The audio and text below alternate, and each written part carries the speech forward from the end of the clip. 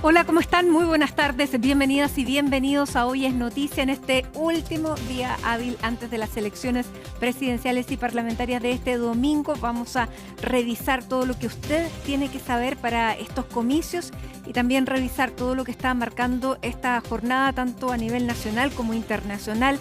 Hay noticias muy importantes, así que comenzamos de inmediato revisando titulares.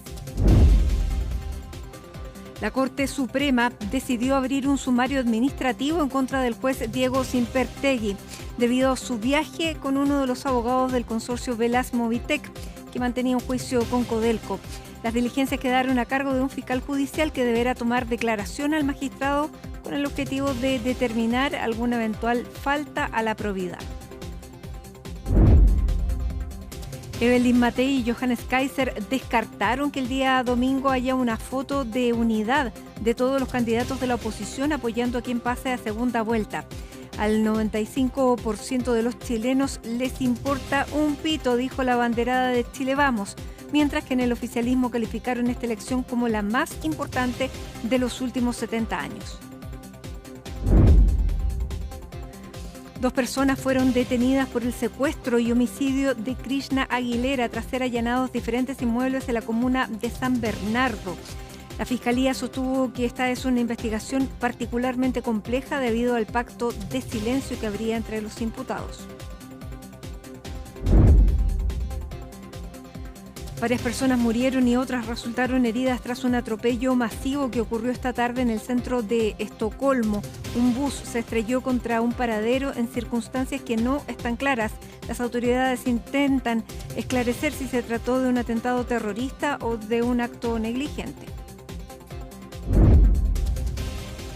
Y en el deporte, quiebre absoluto en el tenis chileno, esto luego de que el presidente de la Federación Nacional, Sergio Elías, calificara como una falta de respeto la inscripción de Alejandro Tavilo en un torneo de exhibición que se jugará en la misma fecha que Copa Davis.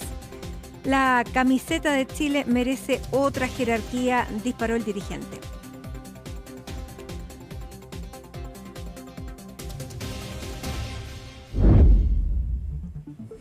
Bueno, ya 2 días de la elección presidencial, los 8 candidatos comienzan ya a definir sus opciones para la noche de esta elección con miras a la segunda vuelta. Dentro de la oposición descartaron una foto de unidad y en el oficialismo ya se especulan distintas estrategias de cara a la segunda vuelta. Estaba con nosotros aquí Colomba Eichholz para conocer más detalles de lo que está pensando cada uno, sobre todo los candidatos de la oposición, porque hay varias encuestas que todavía siguen insistiendo en un empate técnico. ¿Cómo estás, Colomba? Muy buenas tardes, Mati. Así es, ya con la finalización, como lo veíamos también en los titulares del periodo de propaganda electoral. Ayer vimos un cierre de campaña, por ejemplo, de la candidata presidencial Evelyn Matei, en donde en su discurso justamente, Mati, habló de la unidad, habló también de su experiencia como ministra parlamentaria, alcaldesa también de Providencia, mientras también José Antonio Kast estaba llevando adelante el último acto público en Concepción, donde arremetió contra el gobierno, pero también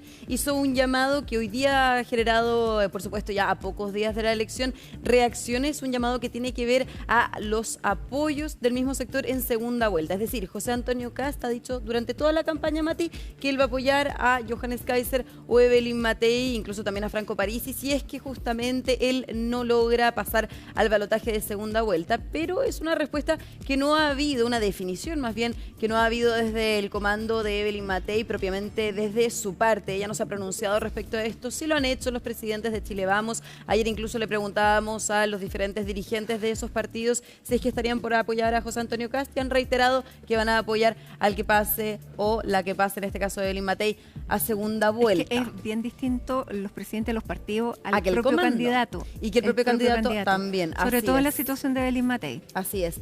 Según también Evelyn Matei, y lo ha dicho ya públicamente, hay una herida abierta, Mati, y es por eso también está enemistado este no apoyo en una eventual segunda vuelta a José Antonio Kast, porque también hoy día, o también en otras jornadas, le hemos preguntado sobre la candidatura de Johannes Kaiser. Evelyn Matei ha dicho que Johannes Kaiser es más grato que José Antonio Kast, dando cuenta de quizás una posible alianza o gesto de unidad que Evelyn Matei o por último sí cercanía personal. Esto ya es personal. Exactamente Ahora, a ese punto justamente quería ir, porque desde el ámbito político, Mati, hoy día el jefe de campaña de Evelyn Matei, Diego Paulsen, que también es importante mencionarlo, el comando no se ha pronunciado sobre los eventuales apoyos en segunda vuelta, como sí lo han hecho los presidentes de Chile Vamos. Entonces, de manera ya inédita y obviamente entendiendo que quedan horas para la elección presidencial, Diego Paulsen sale a dar paso sobre las declaraciones de su candidata y particularmente dicen que desde el comando están por apoyar a cualquier candidato que pase a la segunda vuelta si es que no logra Evelyn Matei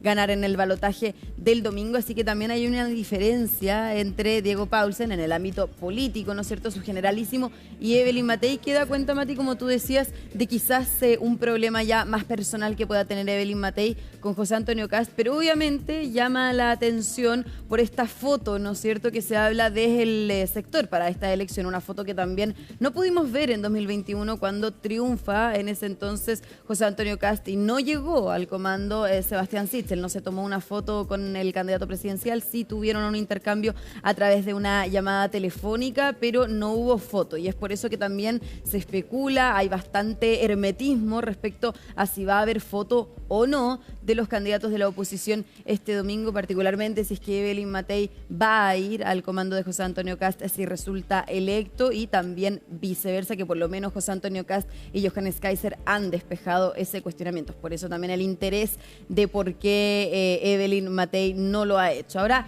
pasemos a revisar, Mati, las declaraciones del generalísimo de Evelyn Matei, pero también las suyas. Hoy día también estaba encabezando ya esta última actividad con los brigadistas de su campaña para agradecerles, y en ese contexto también se le preguntó sobre lo que ocurrirá este domingo. Así que revisemos las declaraciones. Muchas veces todos estos símbolos y qué sé yo son súper importantes para los que están metidos en la política todos los días. Para la persona que no está metida en la política, que es la inmensa mayoría, lo único que ellos quieren es alguien que se haga cargo de sus dolores, de sus problemas. Las fotos, no fotos, qué sé yo, perdónenme, pero al 95% de los chilenos le importa un pito. Lo vuelvo a repetir, creo que más que las fotos son las voluntades. Yo creo que los candidatos de oposición a este gobierno han manifestado la voluntad de que el Partido Comunista y la continuidad de este gobierno no puede seguir el 11 de marzo. Yo con esa foto me quedo, con esa voluntad me quedo. Más que con la foto presencial, creo que son las voluntades de poder competir contra el comunismo y competir contra la continuidad de este gobierno. Nosotros vamos a apoyar a cualquier candidato que compita contra Janet Jara. Claro, ahí están estas declaraciones que no habíamos escuchado del generalísimo de campaña de Evelyn Matei hablando, ¿no es cierto?, sobre la decisión que se tomó en el comando. Hoy día, de hecho, Chile Vamos estaba reunido en ese comando, en Enrique Foster, todos los presidentes y secretarios generales de los tres partidos, más también demócratas y amarillos, para también hacer un análisis, al igual que lo estaba haciendo el oficialismo durante esta jornada, hacer un análisis sobre lo que fue la campaña, una campaña que fue dura para Evelyn Matei con estos videos, ¿no es cierto?, trucados que señalaban que tenía Alzheimer, diferentes descuelgues también, el último más conocido del gobernador de Arica, Diego Paco, ¿no es cierto?, que salió a apoyar públicamente a José Antonio Kast, y un cierre de campaña, Mati, que también se ha hablado bastante de la poca asistencia de los adherentes de Evelyn Matei. Se habla de 10.000 personas aproximadamente. Ayer estábamos en el Estadio Santa Laura y podría estimar, entre todos también estimábamos aproximadamente 6.000 personas, porque tiene una capacidad de 20.000. Siendo generoso, porque hay personas que incluso no llegan a los 3.000. Lo hacen menos, claro. Ahora, ahí claramente hay un error de estrategia, o sea, el que es encargado territorial, no sé qué va a pasar con esa persona, no sé quién es, pero hubo una muy mala estimación. Claro, y se podría también hablar que hay un reflejo de esta campaña en lo que fue el cierre de campaña. Recordemos que Evelyn Matei fue la candidatura que más cambios tuvo a lo largo de esta campaña presidencial, con un lanzamiento en el Alto San Francisco, un relanzamiento en el comando de la candidata presidencial, donde se cambia el eslogan, ¿no es cierto? Este primer eslogan era un poco más extenso y se cambia a Chile un solo equipo. Se configuran también y se configuraron a lo largo de esta campaña presidencial los equipos con, por ejemplo, la llegada de Diego Paulsen al comando de Evelyn Matei, entre otros cambios que también vio este comando presidencial. Así que obviamente son temas que se abordaron seguramente en esta reunión en Chile Vamos sobre lo que fue esta campaña presidencial, también los resultados obviamente que fue teniendo la exalcaldesa en las encuestas, donde siempre se hablaba, ¿no es cierto, Mati? También lo analizábamos con diferentes expertos en esta materia.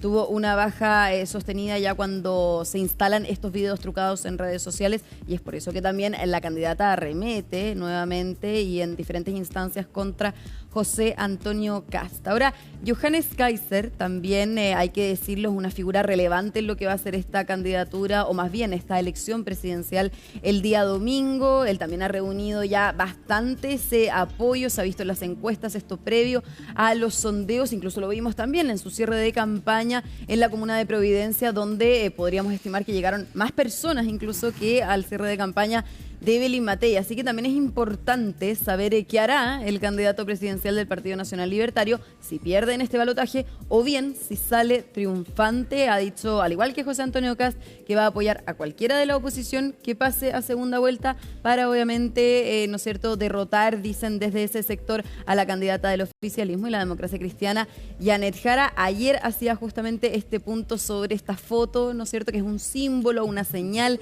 que se habla previo a una elección presidencial. Lo hablaba justamente también el candidato entonces en el podcast Cómo te lo explico de nuestra Mónica Rincón. Así que pasemos a revisar esa declaración. Yo probablemente lo que haga sea ponerme a disposición, sí. Otra cosa es subirme a un escenario y celebrar, porque eso no corresponde. Voy a apoyar a la otra candidatura sin poner condiciones, por la segunda vuelta yo he dicho, no hay condiciones por el apoyo político contra la candidatura de continuidad de este gobierno, no hay. Vamos a ir sí o sí, y mi partido se va a emplear sí o sí, y mis diputados se van a emplear sí o sí. Bueno, ahí estaba justamente esa declaración de Johannes Kaiser, entonces no cabe ninguna duda que el candidato se va a desplegar, no se va a subir al escenario ni con José Antonio Kast ni con Evelyn Matei, dependiendo de quién resulte electo, por respeto a sus votantes, pero también decía el candidato presidencial, va a haber un despliegue de aquí a a la segunda vuelta, tanto sea Evelyn Matei o José Antonio Kast, pero eso obviamente va a cambiar, o por lo menos se va a tener una conversación previo después a la configuración de un eventual gobierno de la actual oposición, porque decía también Johannes Kaiser, en la política no se entregan cheques en blanco. Eso también lo hemos visto en diferentes escenarios, como de hecho el 2021, cuando también el candidato de Chile Vamos, Sebastián Sichel, le entrega diferentes condiciones a José Antonio Kast para entregarle su apoyo, lo que también fue bastante criticado en su momento. Ahora también desde el Partido Republicano han reiterado el llamado que ayer también hacía José Antonio Kast en Concepción, haciendo, ¿no es cierto?, alusión a esta foto que se va a tomar José Antonio Kast con cualquier candidato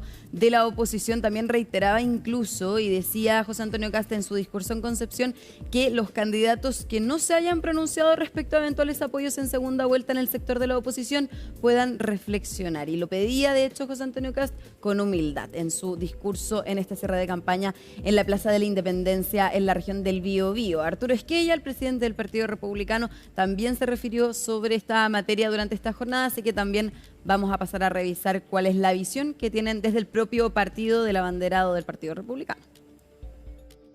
Terminada la campaña, lo que viene ahora es contar los votos el mismo domingo. Y ese día, en la noche, todos los partidos de oposición, no tengo ninguna duda, se van a sumar a quien pase a segunda vuelta. Ese es el espíritu. Estoy convencido de que tenemos todo para sacar adelante el gobierno y ojalá con mayoría en ambas cámaras. Bueno, ahí estaban entonces también estas declaraciones del presidente del Partido Republicano, Arturo Esquella, quien una vez más sale, ¿no es cierto?, a decir que pase lo que pase, van a apoyar desde el Partido Republicano al candidato o candidata que pase a la segunda vuelta, si es que ellos no resultan electos en este primer balotaje. Mati, es importante, claro, se ha hablado de una foto, Evelyn Matei decía que a la señora Juanita le puede importar un pito, pero lo cierto es que son señales importantes en la política. De hecho, ya han pasado 4 años y se revive, ¿no es cierto?, los apoyos que hubo el 2021 cuando gana José Antonio Kast. Es decir, se revive el momento de que Sebastián Sichel no lo acompañó en el comando y que fue el apoyo a través de una llamada telefónica y con condiciones. Así que también esos mensajes son importantes para poder entender ya el próximo año cómo se van a ir configurando los diferentes sectores, sean o no electos en la oposición, para administrar la próxima administración, valga la redundancia. Es importante de todas maneras conocer si van a estar esos apoyos. Bien, Macarena viene ahora, Macarena. Muchísimas gracias, Colomba. Vamos a estar súper atentos al domingo porque ya ahí se van a definir todos estos dilemas y vamos a conocer también cuál fue la encuesta que más cerca estuvo de esta elección, cuál fue el pronóstico que más se acercó. Así que muchísimas gracias. Muy buenas tardes, Mati, a ti. Bueno, y nosotros a esta hora vamos a seguir hablando de las elecciones presidenciales.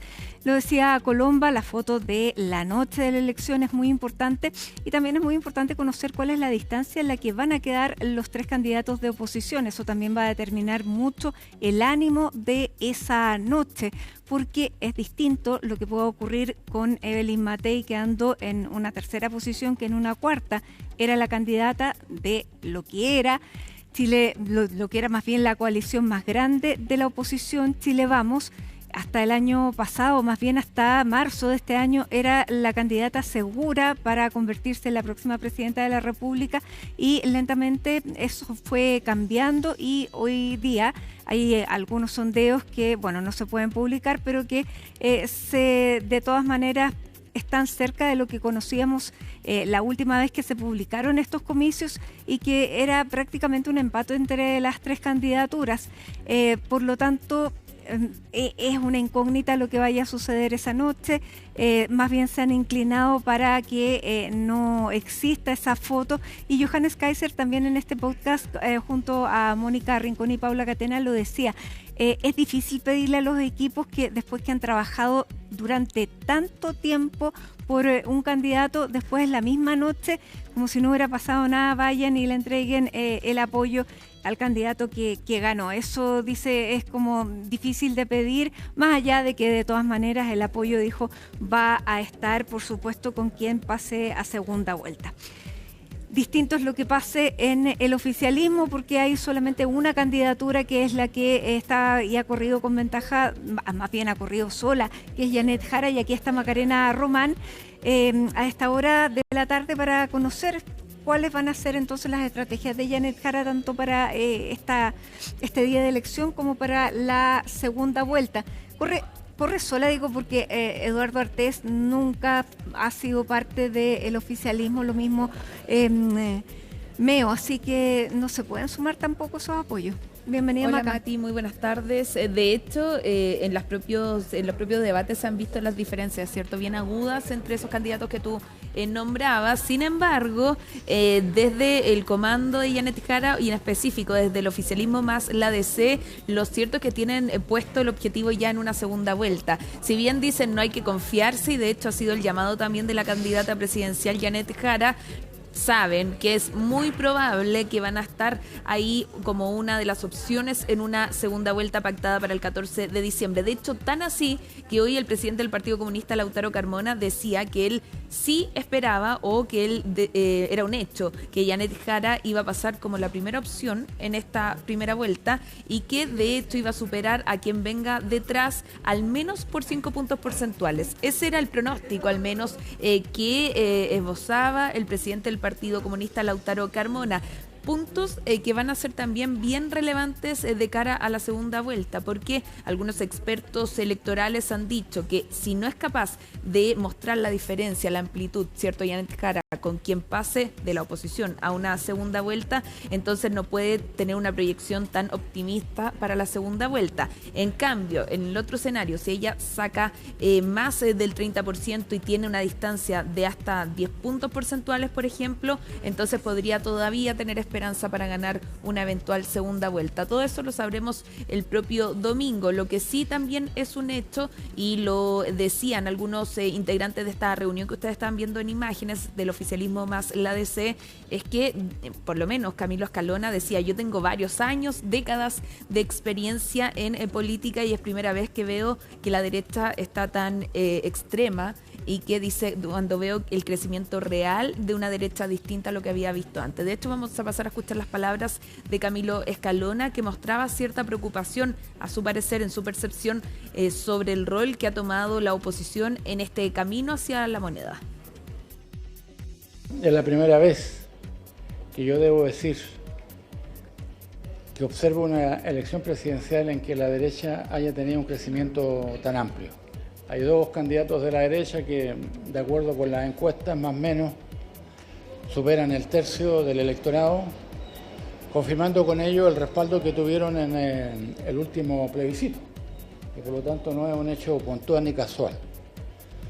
Nosotros, ante la amenaza de la regresión conservadora, hemos logrado tener una candidatura sólida.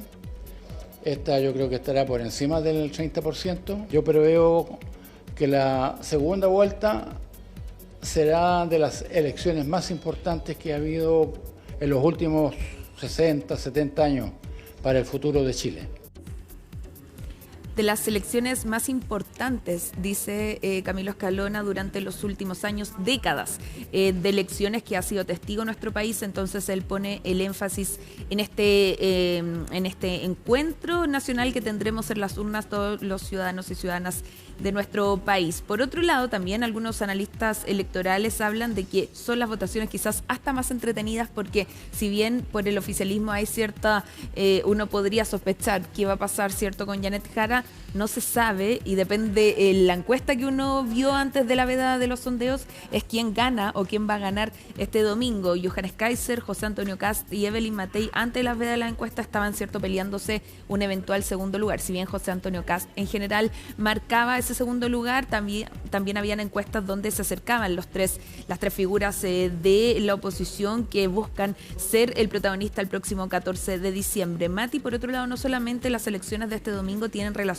con lo presidencial, también hay elecciones parlamentarias, claro, y en general uno las deja, ¿cierto?, con menos importancia, pero lo cierto es que eso es lo que define luego las políticas públicas, lo que se aprueba, lo que se rechaza, la composición del Congreso. En el oficialismo más la DC, en este pacto Chile Unido, Unidad por Chile, buscan llegar a más de 70 escaños. Dicen que al menos deberían llegar a 70 escaños, es decir, más de la mitad de lo que tiene la Cámara de Diputados y Diputadas. Objetivo difícil, considerando además que hay una lista paralela del oficialismo que es compuesta por Acción Humanista y también la Federación Regionalista Verde Social, aunque ellos tienen esperanza porque son 7 partidos los que componen esta lista mayoritaria, desde la DC hasta el Partido Comunista, y por ende eso es a lo que optan, ¿cierto? No querían decir cifras en cámaras, por supuesto, pero tras de cámaras sí hablaban sobre eventualmente 70 escaños a lo largo de esta lista, ¿cierto?, que es amplia. 7 partidos componen la lista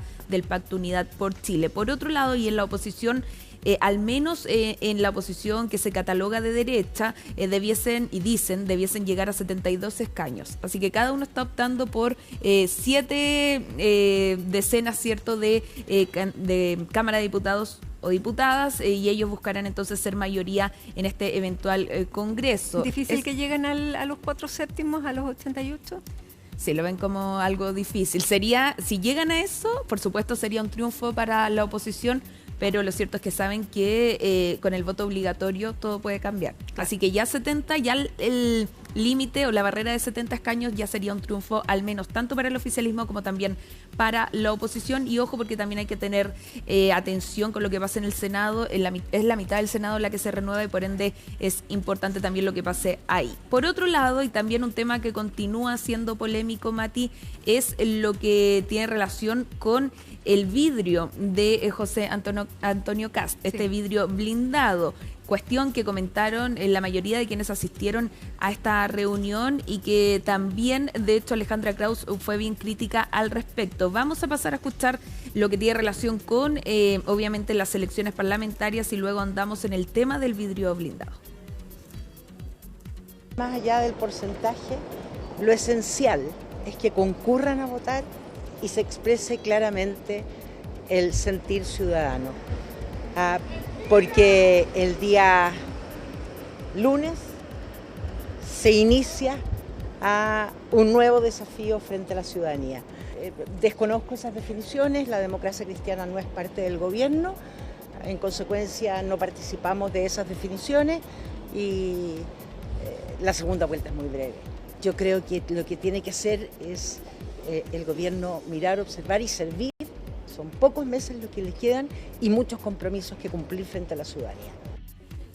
Bueno, desde la DC y, por ejemplo, el Partido Radical, el Liberal, van a estar atentos también a lo que suceda porque necesitan al menos de 4 parlamentarios electos para seguir existiendo dentro, ¿cierto?, de este espectro de tiendas políticas. Y por otro lado, si es que no llegan a los 4 parlamentarios, necesitan sacar al menos el 5% en 8 regiones o en 3 regiones continuas. Así que van a estar atentos también sacando sus cálculos, por supuesto, en temas parlamentarios. No solo se juegan la carrera presidencial, sino que también su propia existencia al interior del Congreso. Mati, ahora sí entramos de lleno a lo que tiene relación con este vidrio blindado, un vidrio que utilizó José Antonio Kast por primera vez en una actividad en Viña del Mar durante la semana pasada y que ahora regresa en la región del Biobío en específico. Hizo una actividad ya de cierre de campaña general en la Plaza de la Independencia en Concepción. Ahí vuelve a aparecer este vidrio blindado y de hecho se demora unos 2 minutos, estábamos viendo las imágenes, 2 minutos en saludar, ¿cierto? En saludar junto a su señora también, Pía Adriasola, a quienes estaban los adherentes de esta plaza en la Plaza de Independencia de Concepción. Y luego, en menos de 2 minutos, se pone detrás de este vidrio blindado. Bueno, ahí se nota en el reflejo de las luces. Sí.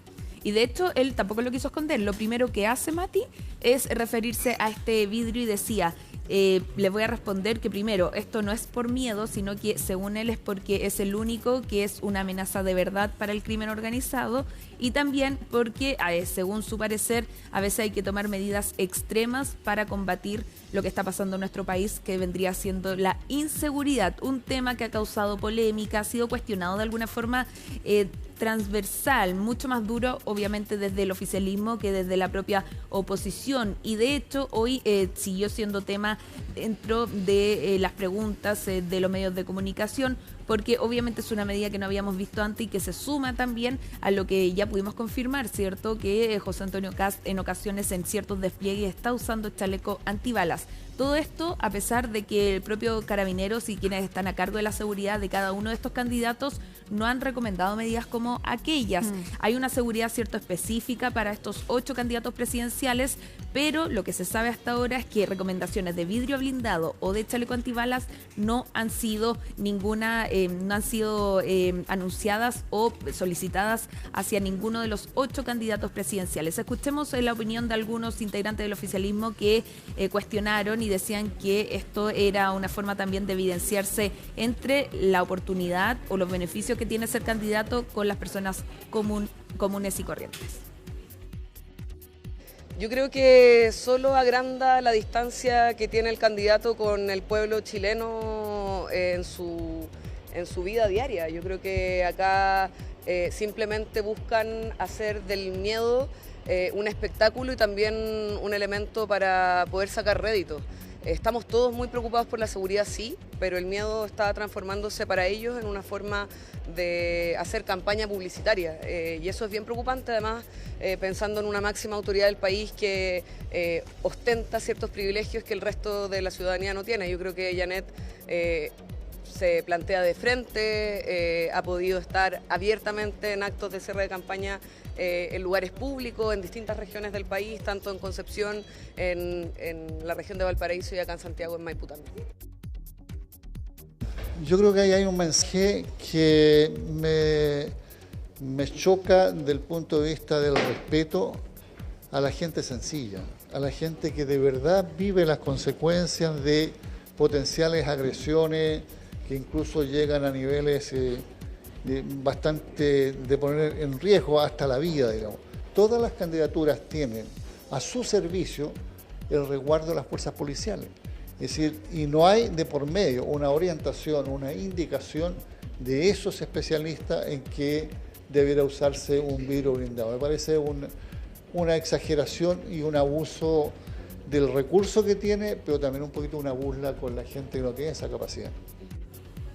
Bueno, escuchábamos las opiniones respecto a este nuevo uso, ¿cierto?, del vidrio blindado. Queda de cajón la pregunta, Mati, en caso de pasar a una segunda vuelta, ¿seguirá usando o no estos elementos de protección? Y luego, en caso de ganar, si nos ponemos en ese escenario, si como presidente de la República también utilizaría o no estas medidas que hemos visto en otros países, por ejemplo, el propio Donald Trump, que también luego de ser atacado, ¿cierto?, utilizó y comenzó a utilizar este tipo de elementos para protegerse, por supuesto, de cualquier eventual ataque.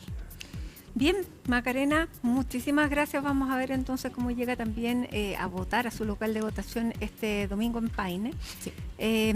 Y bueno, cómo se desarrollan los acontecimientos, quién va a ir a saludar a quién, todas esas cosas que conversábamos junto a Colomba Eichholz minutos atrás. Muchísimas gracias. Bueno, y todo esto usted lo podrá seguir porque en CNN Chile hemos estado preparándonos para este domingo, para estas elecciones parlamentarias y presidenciales, junto a todo nuestro equipo. Además, CNN Chile también va a marcar un hito que les vamos a contar a partir de ahora en estas elecciones parlamentarias y presidenciales. María Luisa Carrión nos va a entregar todos los detalles.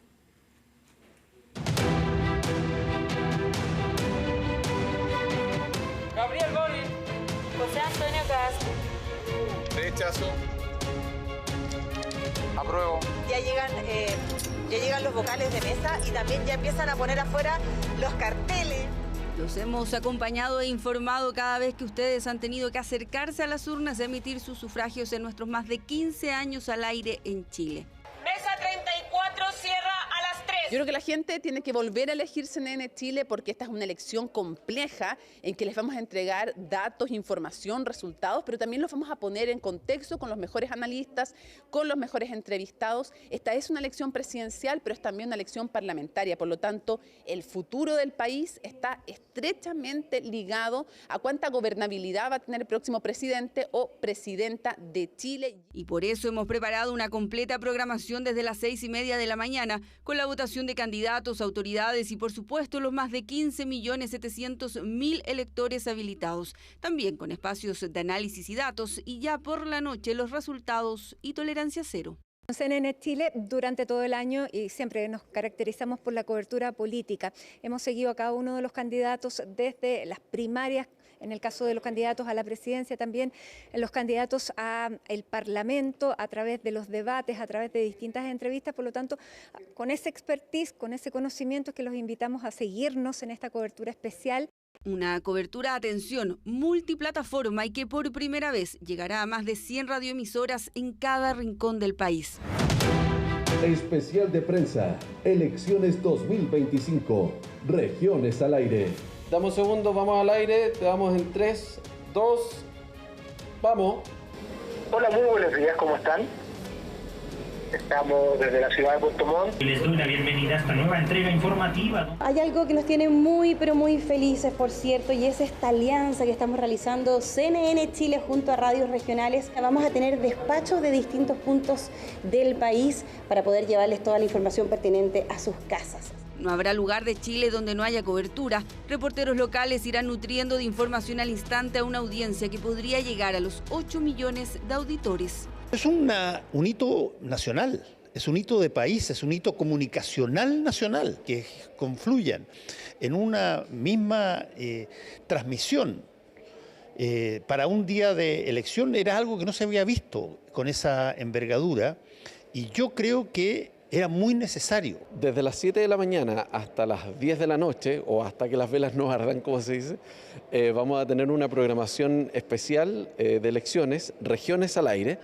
Va a estar Fernando Paulsen desde CNN, Trinidad Barros también. Voy a estar yo conduciendo algunos segmentos, Marcelo Arismendi, Catalina Muñoz. Y esta transmisión es la cadena radial más grande de Chile. Son más de 130 radios que van a estar conectadas desde las 7 de la mañana durante todo el día. Y nosotros estaremos transmitiendo por primera vez desde los estudios CNN para todo el país desde Arica a Punta Arenas. Hito histórico del que usted podrá ser parte este domingo, más y mejor contenido para una decisión informada con el sello de CNN Chile que nos ha caracterizado en cada una de las coberturas. Somos CNN Chile, siempre. Elecciones 2025. Más que invitados entonces a partir de las 7 de la mañana el domingo aquí en CNN Chile a través de todas nuestras plataformas. Hacemos un alto a esta hora en Hoy es Noticia. Nos vamos contándoles que hay 26 grados a esta hora, 26 grados de temperatura. Para mañana se esperan 28 y en la región metropolitana para el próximo domingo, día electoral, 30 grados. Así que tomen todas las precauciones. lunes 34 grados. Hacemos un alto y ya estamos de regreso.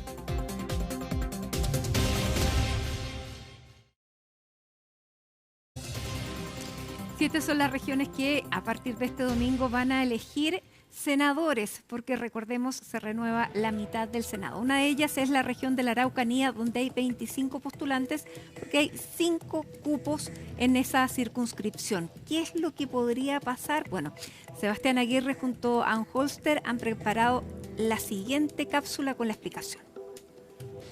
¿Cómo están? Estamos otra vez en este microespacio de CNN Chile, donde estamos revisando los antecedentes y el contexto desde el punto de vista de los números también de la elección presidencial y parlamentaria de este año 2025. Nos acompaña aquí en el estudio nuestro partner de Anholster, Antonio Díaz Araujo, gerente general de Anholster, fundador de Decide Chile, para revisar estos antecedentes. ¿Cómo estás, Antonio? Muy bien, gracias por la invitación. Bienvenido nuevamente. Estamos cerrando este recorrido que hemos hecho por las distintas circunscripciones en la región de la Araucanía en esta elección.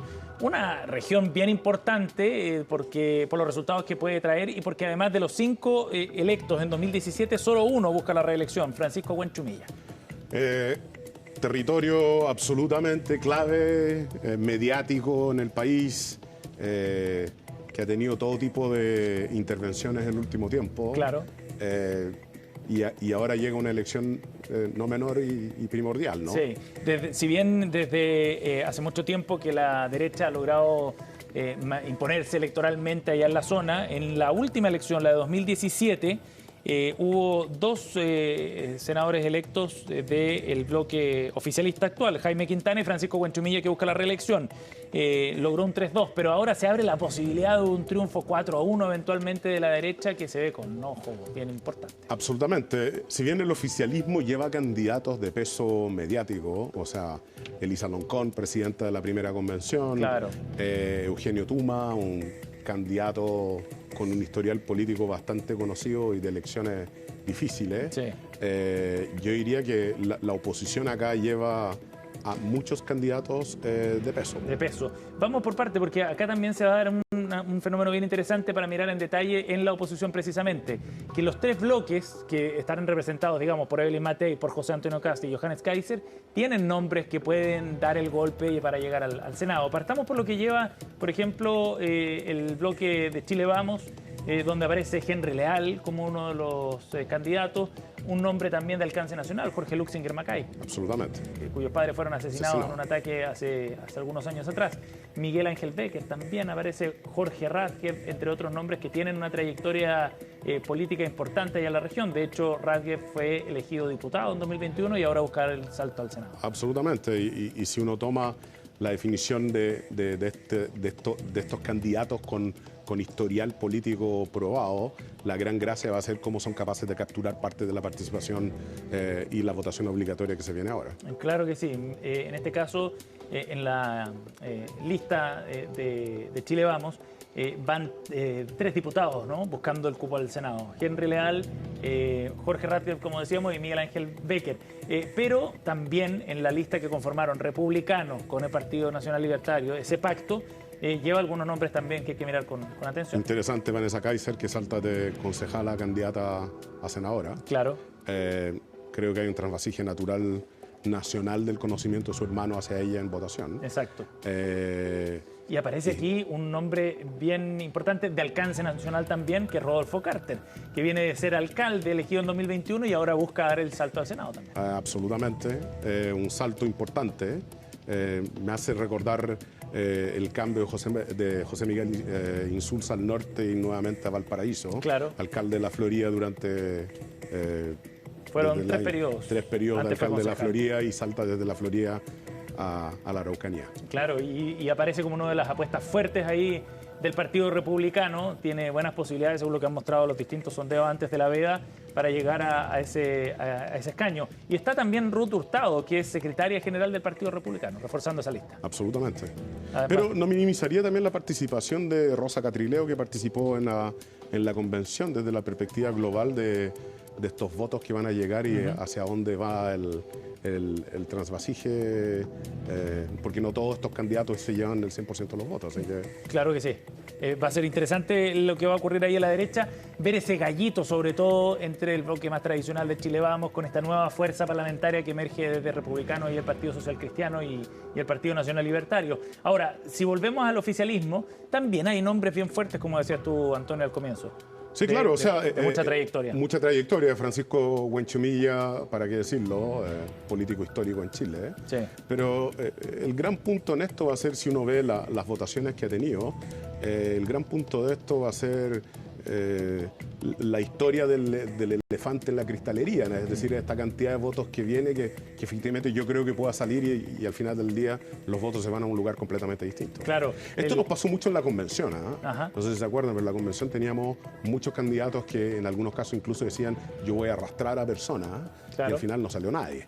Esto es parte de la incertidumbre que nos revuelve hoy en día y que nos va a tener haciendo la previa en forma contundente después de salir a votar. Bueno, en el último proceso electoral allá en la región de la Araucanía, para la presidencial, sí que lo tomamos como un antecedente importante, José Antonio Cast obtuvo más del 55% de los votos en la presidencial 2021, como un antecedente más fresco, más reciente. Y si te acuerdas, Sebastián, el conteo de votos, como uno parte desde los extremos de Chile y se va acercando a la región metropolitana, Cast venía desde el sur ganando con un porcentaje bastante importante en los conteos que iba entregando el CERVEL, hasta que llegamos a la región metropolitana. Y ganó 31 de las 32 comunas en aquella región, en la Araucanía. El año 2017, que fue la última elección senatorial, participó el 39,8% de los votantes. Ahora con voto obligatorio ese escenario va a cambiar y abre un nivel de incertidumbre bien importante, considerando también la presencia rural de población allá en la región. Es interesante la apuesta también que hace la derecha desde la perspectiva de llevar candidatos con nombres potentes como el hijo José Antonio Cast, digo desde la perspectiva de lo que ha hecho su padre políticamente, en lugar de llevarlo en lugares más bien seguros como estos, los llevan a distritos mucho más complicados. Claro que sí. Un último antecedente para ir cerrando esta conversación, Antonio. Bueno, hay una presencia también de candidatos vinculados al mundo mapuche. Elisa Loncón, el mismo Francisco Huenchumilla, ¿no? Ya lo decíamos. También más abajo aparece Rosa Catrileo, Aucán Wilcamán. Va a ser también una instancia para ponderar eso, el peso y la influencia que tienen a nivel político. O sea, absolutamente. Esta es una región que siempre ha sido, desde la perspectiva global, un punto de medición del termómetro de los pueblos originarios. Así que aquí lo vamos a ver si efectivamente se traduce en votos de verdad. Y en otra dimensión, en una elección que ha estado tan marcada por el tema de seguridad y orden público, bueno, esta región también afectada por actos de violencia en la última década, también va a ser un buen termómetro de cuánto ha calado ese asunto, el de la seguridad y violencia. Absolutamente, y cómo permea justamente acá. Esta es una región en la cual hay una gran dispersión de votantes en las zonas más rurales. Claro. Esto es una región donde el voto obligatorio va a traer sorpresas desde la perspectiva si el votante se inclina hacia el mundo más conservador o el mundo más de la propuesta que trae la derecha y la centro derecha, o el mundo más del oficialismo. Exactamente. Vamos a ver qué es lo que ocurre en esta elección senatorial. Súper importante la circunscripción 11 de la Araucanía. Gracias, Antonio. Absolutamente, un placer estar acá. Que esté muy bien. Nos vemos a la próxima en esta revisión del escenario electoral presidencial y parlamentario aquí en CNN Chile. Muy bien, y a esta hora nos vamos al Congreso porque la Comisión Revisora de la Acusación Constitucional en contra del exministro Diego Pardo revisó hoy la defensa presentada por el abogado del exministro. Vamos a tomar contacto con Stephanie Zamora para conocer los detalles sobre esta presentación, que además se da en medio de una revelación de un supuesto conflicto de interés de la pareja del exministro con la empresa Transelec. ¿Cómo estás, Stephanie? Hola Matilde, muy buenas tardes. Sí, durante esta jornada se citó entonces a una nueva revisión de la comisión revisadora de la acusación constitucional contra el exministro Pardo. En esta ocasión la única diputada que faltó fue la diputada Carmen Gers, quien tenía una licencia médica y por eso no llegó a la sesión de la mañana. Eran dos sesiones que estaban programadas desde las 10 hasta las 12:30 y luego de las 2:30 hasta las 5. Sin embargo, durante la primera parte estaban invitadas varias empresas como Transelec, ninguna de ellas llegó hasta el Congreso Nacional. Todas se excusaron de llegar a esta situación por distintos motivos, ya sean familiares o temas de contingencia por parte de las empresas, una situación que provocó molestia obviamente por parte de los diputados que estaban presentes en esta comisión, ya que obviamente no podían tratar los temas específicos y las preguntas que querían hacerse a estas, específicamente a estas empresas de luz. Una situación también que provocó un poco de rechazo por parte del presidente de esta comisión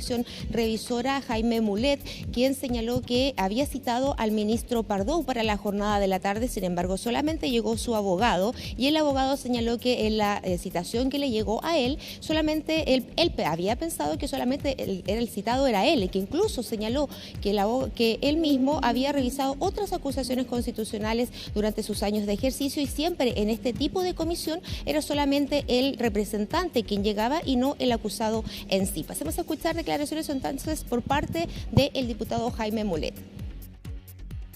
Yo espero que mañana pueda concurrir el exministro Pardow, creo que es muy importante para el objetivo y para llegar al fondo. Hay situaciones fácticas. El señor Pardow tiene todo el derecho de no venir. Y si mañana no viene, bueno, perfecto, no viene. Está en su derecho en no asistir. No estoy de acuerdo con la respuesta porque indudablemente un capítulo de la acusación constitucional tiene que ver con la información que le entregó la empresa Transelex al exministro Pardow hace un año atrás respecto de la valorización de los activos. De manera que es muy importante, ¿cierto?, aclarar muy bien esa situación. Lo importante y lo que a mí me preocupa es que esto haya estado transparentado, que se sepa antes de que el ministro se relacionara con Transelec esta situación. Yo creo que un hecho de tal gravedad, yo si hubiera sido ministro, le hubiera dicho al presidente de la República. Claro, otro de los puntos que se dio a conocer durante esta jornada, específicamente en la mañana, fue un presunto lazo entre la esposa del exministro Pardow con la empresa Transelec, luego de que ella es abogada de una comisión que forma parte de la defensoría de la empresa Transelec. Entonces puede haber ahí un conflicto de intereses, algunas de las cosas que seguramente se van a tratar durante la jornada de mañana, pero que también causan preocupación luego de que no se sabe si es que esta situación estaba en conocimiento por parte del presidente Gabriel Boric, luego de que en el documento que se entregó por parte del exministro Pardow no se señalaba esta situación en específico. El abogado obviamente defendía su parte por parte del exministro Pardow, señalando que este punto principal de que de la esposa de su representado no tenía nada que ver en el fondo con el tema de la acusación constitucional en sí, lo que entonces no tendría por qué darse cuenta de este hecho en el texto presentado entonces a la comisión revisora. Pasemos a escuchar declaraciones entonces por parte del diputado Sergio Bobadilla y también por parte del abogado del exministro Pardow. Escuchemos. Debemos clarificar es si el presidente de la República estaba en conocimiento o no. Yo creo que sí, porque para declarar un tema, un asunto como este de interés nacional, no lo puede declarar un ministro sin previa consulta al presidente de la República. Por tanto, que se diga de que esto no es de interés nacional ahora y que es de interés político, hay una contradicción entre la contestación y lo que manifiesta el abogado. Hicimos la petición formal al presidente de que votáramos el día de hoy, porque estoy cierto de que no va a participar el ministro mañana o el exministro como ocurrió el día de hoy. ¿Diputado? Estaba convocado, no asistió, se le va a dar una segunda oportunidad y creo que tampoco va a asistir, por lo tanto debiéramos votar a más tardar mañana. Uno no puede constituir una causal de acusación constitucional sobre la decisión correcta o incorrecta de un ministro de dar un punto de prensa. La información sobre la auditoría y los distintos trámites administrativos era pública. Otra cosa es si es que él hacía un punto de prensa. Él decidió no hacer un punto de prensa ante el riesgo de que Transelec demandara al Estado de Chile ante el CIADI. ¿Por el eventual conflicto de interés que se puede responder? ¿Ha hablado con su representado? Pero insisto, eso no es parte de la acusación constitucional y tenemos que regirnos por los hechos que son parte de la acusación constitucional. ¿Abogado? No podemos expandirla porque si no, entonces no estamos regidos por el Estado de Derecho, sino que se va avanzando y la persona ni siquiera tiene derecho a defenderse. Claro, esos fueron parte de los puntos que se trataron durante esta jornada. Finalmente se quería que se pudiese votar ya durante hoy, la tarde, y llamar a sala ya durante la jornada de mañana sábado, a un día de las elecciones. Sin embargo, esto no ocurrió debido a que no hubo cohesión entre todas las personas que estaban, que eran los diputados presentes en esta comisión revisora, por lo que entonces el diputado Jaime Mulet, presidente de esta comisión, citó a una nueva reunión para mañana, una comisión que se va a hacer de forma especial en Santiago, a la cual también nuevamente invitaron al exministro Pardow, sobre todo porque tienen consultas, señalaba él, que hacerle principalmente al ministro y no a su abogado en sí. Así que esperan que obviamente durante la jornada el ministro puede asistir. Sin embargo, el abogado dice que se va a comunicar y que tiene que saber finalmente si es que el exministro puede o no puede asistir durante la jornada de mañana a esta citación. De ser así, entonces, si es que se vota mañana, de esto pasaría ya a sala durante la próxima semana, eso sí, el día jueves, ya que el lunes, martes y miércoles el Congreso está enfocado en tratar la ley de presupuesto. Estaremos atentos entonces a lo que vaya a suceder durante los próximos días, que va a suceder mañana, y también si es que se logra entonces esta sala de la próxima semana para ver el tema en sí ya de la acusación constitucional en contra del exministro Pardow. Claro, pero lo que era el deseo del gobierno al menos se pudo salvar, que era no votar esta acusación constitucional antes de las elecciones de este domingo. Eso ya queda resuelto. Así que esperemos qué es lo que ocurre la próxima semana. Estefanía Zamora, muchísimas gracias por todo el informe súper claro de lo que puede ocurrir en los próximos días. Muchísimas gracias. Buenas tardes. Bueno, las elecciones son un rompeaguas de muchas cosas. Vamos a seguir revisando y analizando qué es lo que puede ocurrir este domingo, cómo llegan los 8 candidatos y cómo llegan los pactos electorales para la conformación de lo que va a ser la Cámara de Diputados y el Senado. Y está con nosotros Ignacio Imas, gerente de Asuntos Públicos de Imaginación. Ignacio, gracias por acompañarnos. Muy buenas tardes. Muchas gracias por haberme invitado. Bueno, no tenemos encuestas, pero básicamente todo lo que circula es muy similar a cómo quedaron las encuestas antes de la veda prácticamente. ¿Cómo están llegando los principales candidatos, los que están ahí todavía en carrera para este domingo? Y me refiero a quienes van a pasar en primera vuelta y quienes están compitiendo por este segundo lugar. Bueno, pareciera que Janet Jara tiene listo el ticket de segunda vuelta, ¿cierto? Sin embargo, pareciera de que no irrumpe este denominado 30% de la administración Boric, lo que por cierto es súper negativo porque eso te permite pasar a segunda vuelta, sin embargo no te permite ganar en la segunda vuelta porque no logra aglutinar nuevos sectores aparte de este. Ahora, parece que desde su comando el día de ayer querían bajar la expectativa para este domingo frente a un resultado que claramente puede ser mayor, puede reaccionar con, digamos, más fuerza, más energía ante una segunda vuelta, claro. Es una buena estrategia, ¿cierto? Porque todo lo que supere pareciera como que ese gran número que es el 30 va a ser algo positivo para ella, o se puede vender como algo positivo para ella, ¿cierto? Porque pareciera de que ese número mágico de 30 es lo único que tiene hoy día el oficialismo, las izquierdas, y por lo tanto si la candidata llegase a rozar un 35%, a mi juicio ellos podrían comunicarlo como una victoria importante, ¿cierto? Pero 35 no es 50, ¿cierto? Y todos los modelos previo al blackout de las encuestas, ¿cierto? Y estas encuestas que no son públicas, dicen que la candidata en cualquier escenario no logra ganar en segunda vuelta. Bueno, la prevalencia de las derechas es evidente y ahí en la oposición la duda es quién de los tres o quién de los dos más bien. Y la pelea estaría entre los dos hombres, Kaiser y Kast. ¿Cómo ves tú que llegan para el día domingo estos dos candidatos? Llegan de distinta forma. Kaiser pareciera de que se refortaleció, agarró una musculatura, ¿cierto? Durante el último mes, al menos las últimas 3 semanas, debido a los debates y debido a la franja. Sabe ocupar muy bien y comunicar muy bien sus ideas. Además, se muestra como un candidato genuino, ¿cierto? Básicamente es como, a mí me eligen Kaiser y van a tener a Kaiser en la presidencia. Algo que para el electorado de hoy, que es el electorado obligado, es muy bien valorado, ¿cierto? E incluso para la ciudadanía en general, porque es una ciudadanía que está desgastada y agotada de los políticos profesionales que le prometen y después no cumplen. Mientras que Kast en los debates permanentemente pareciera que está súper cuadrado, es un traje azul que no le permite moverse mucho más allá, ¿cierto? No gesticulan, tienen una misma cara permanentemente y su narrativa es permanente de plebiscitar esta elección y evadir respuestas, lo que, claro, le permite tal vez ganar una elección presidencial, pero para una democracia sana, liberal como la cual tenemos es complejo porque no sabemos lo que finalmente piensa el que potencialmente va a ser el presidente de la República.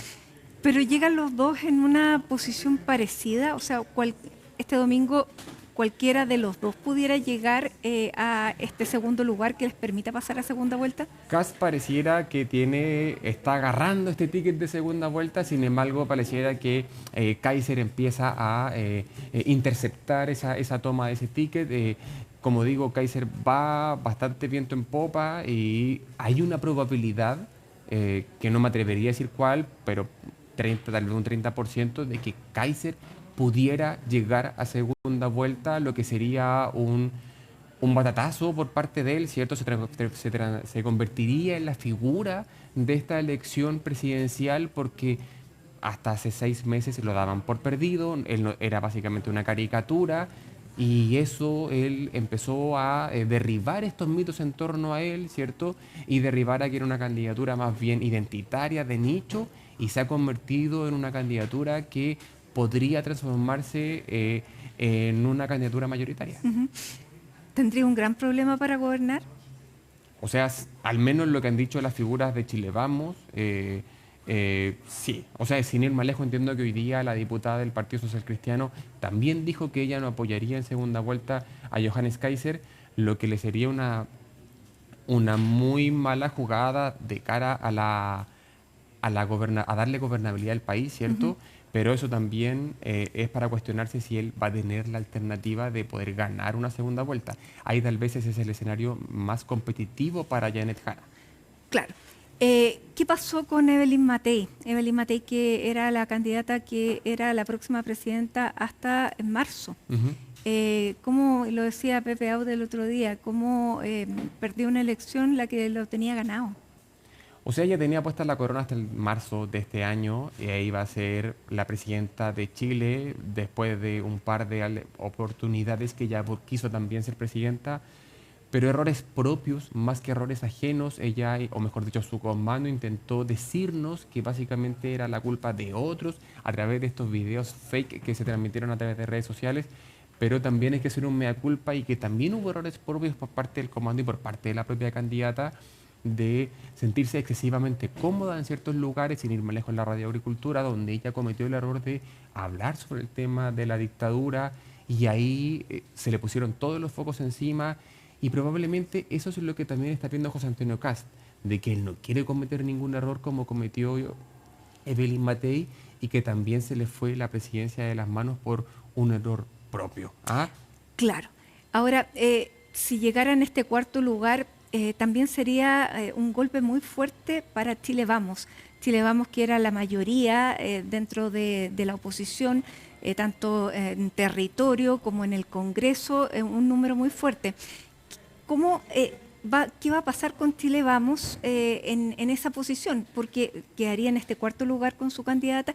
¿Cómo le va a ir a nivel parlamentario? Va a ser complejo para la derecha tradicional comunicar esto, porque según nuestras proyecciones va a ser la coalición más votada, junto con demócratas, es cierto que va en un pacto parlamentario, pero su candidata va a quedar relegada al cuarto lugar. Y eso va a ser súper difícil de comunicar. Probablemente la noche del domingo ella va a ser muy presionada por los partidos políticos de su coalición para que tenga que ir a darle la mano y el abrazo finalmente a José Antonio Kast, que también, digámoslo, parte del morbo de la campaña. Ella le pegó, incluso en este trap que se hizo público hace unos días atrás, le pegó permanentemente a José Antonio Kast y después va a tener que ella recular y decir, bueno, yo soy la lideresa de una coalición y por lo tanto tengo que ir a darle la mano a quien permanentemente me cuestionó en mi liderazgo en una campaña, pero finalmente esto es política. Y en ese sentido, pero hoy día ella parece dejarlo claro que ella no va a ir a ninguna parte, sino que más bien serían los presidentes de los partidos los que llegarían a ese saludo. me cuesta ver a Evelyn Matei pidiendo o llamando a votar por José Antonio Kast. Yo creo que en realidad la presión de los partidos políticos tal vez va a ser más fuerte, tal vez efectivamente ella no se apersone, ¿cierto?, en el comando de José Antonio Kast, pero van a ir los partidos los presidentes de los partidos de su coalición, pero ella probablemente va a tener que hacer 1 o 2 gestos durante la campaña, a pesar de este cliché, ¿cierto?, que dicen los candidatos que los votos no son de ellos. Claro, pero Pero la liturgia política finalmente te lleva a tener que dar uno que otro gesto durante la segunda vuelta. ahora la han dejado bien sola también. Eso quedó reflejado incluso en el acto de ayer, más allá de los números, fue un reflejo de lo que fue la campaña. Si mal Desorden no y finalmente se vio poca gente alrededor de ella. Un mal diseño, porque nadie expone así a su candidato. Por lo tanto, pudiera ser que ella, luego de esta última, a lo mejor, postulación presidencial, ella se retire o no sea el referente, el líder de esta coalición. En política nadie está muerto, y lo hemos visto permanentemente. O sea, sin ir más lejos, Marco Enrique Minami, por mucho que no pega en las encuestas, postula por 5ª vez y logró reunir las firmas para una 5ª oportunidad de postulación, ¿cierto? Y yo no dejaría a nadie aparte. Va a ser, o probablemente nos vamos a empezar a cuestionar o le van a empezar a preguntar si este es el fin de su carrera política, ¿cierto? La probabilidad de que eso se lo pregunten el día domingo, si es que ella se abre a preguntas, es muy alta, y es súper negativo también para ella, porque una política que fue diputada, senadora, ministra, alcaldesa, que termine de esta forma su vida política, es bastante triste para cualquier política, porque finalmente termina como en un ocaso, en la soledad, tal cual tú hablas, Matilde. Y claro, digámoslo, Chile Vamos también tiene bastante responsabilidad en esto, de dejarlo un poco sola. Sin ir más lejos, hubo 1 o 2 alcaldes que fueron al cierre de campaña de José Antonio Kast y también fueron al de ella, lo que es algo contradictorio. Es como tengo un pie acá, pero tengo otro pie acá, lo que además es una crítica permanente a los políticos, como que son bastante tibios. Absolutamente. Y a nivel parlamentario, también va a ser un congreso de derecha, ¿no? Pero ¿qué tan de derecha va a ser y si esa derecha la podemos ver como un homogéneo? Sí y no. Sí, en tanto va a ser un congreso de derechas. Probablemente la gran pregunta de este fin de semana va a ser si las derechas van a lograr los 4 séptimos, ya que les van a permitir cambiar. 88. Que son 89 en la Cámara y 29 en el Senado. Si le permite tener esa tremenda mayoría a cualquier presidente de derechas, puede viabilizarse una reforma constitucional. Una mayoría que no hay antecedentes del retorno a la democracia, a excepción de un pequeño lapso en el 93 en la Cámara para la Concertación, pero solamente en la Cámara. Pero también está el discolaje, también está que los diputados y los senadores permanentemente entienden que su voto vale oro, y también hacen prevalecer su propio interés por sobre el general de una coalición. Lo vimos en esta oportunidad con el presidente Boric e incluso lo vimos con el presidente Piñera cuando en el primer retiro no tuvo el tercio para poder bloquear una reforma constitucional de esa envergadura, con el impacto que le generaba en términos políticos y también en términos económicos al país. Además, un voto de Evópoli es muy distinto al de un libertario. O sea, ya fue distinto en esta última legislatura en que hubo muchísimas cosas que no votaron nunca igual. Va a ser una tremenda pega para quien sea el próximo Sexpress, para el presidente Kast o el presidente Kaiser, eventualmente, de ir a convencer voluntades. Ya. Y que básicamente generen un ánimos de coalición, porque al final del día, sí o sí, Kaiser o Kast van a necesitar de los votos en el Congreso de Chile Vamos, van a necesitar de los liderazgos de Chile Vamos, porque incluso ambos partidos, el republicano y el libertario, no tienen las huestes necesarias para poder armar una administración de gobierno y van a necesitar de tal vez Rodrigo Vergara, por ejemplo, que integre un Ministerio de Hacienda, ¿cierto? Y otro tipo de liderazgo, ¿cierto?, que le permita decir, este no es un gobierno de derecha dura, sino es que en realidad nos abrimos a otros espacios, más o menos el ejercicio que hizo el presidente Boric, que también tuvo un sentido de realidad. Y finalmente, ¿hay algo que pueda hacer cambiar este escenario y que no sea el presidente Kast o el presidente Kaiser, sino la presidenta Jara? Bueno, esa es probablemente la menor probabilidad en todos los escenarios. Existe la probabilidad, eso es cierto, hasta que no se cuente el último voto, y eso es cierto. Uno lo ve todo esto como una historia contada, pero eso no es tal. Y si es que las derechas logran una importante mayoría, ella ahora va a tener cuesta arriba mucho más incluso que la ha tenido el presidente Boric. Ella al menos ha comunicado que ella sería una presidenta distinta, un perfil distinto al del presidente Boric, al parecer menos identitario, pero hay que ver el ejercicio del poder, más que porque hoy día podemos estar mucho en la opiniología, pero el ejercicio del poder, enseñarles de quién va a ser su ministro o ministra de Hacienda, igual es Express, y otros ministerios o carteras que son bastante importantes para una administración. Bien, Ignacio Imaz, gerente de Asuntos Públicos de Imagen Elección, gracias por estar con nosotros y bueno, te tendremos también en los próximos días porque las elecciones no se ganan ni se vierten, sino que se explican. Así que vamos a necesitar el análisis. Muchas gracias. Muchas gracias, hacemos un alto y ya estamos de regreso con otras informaciones del día. Nos vamos con esta imagen de el Faro de La Serena, donde a esta hora vamos a preguntar la temperatura, 17 agradables grados. Ya regresamos.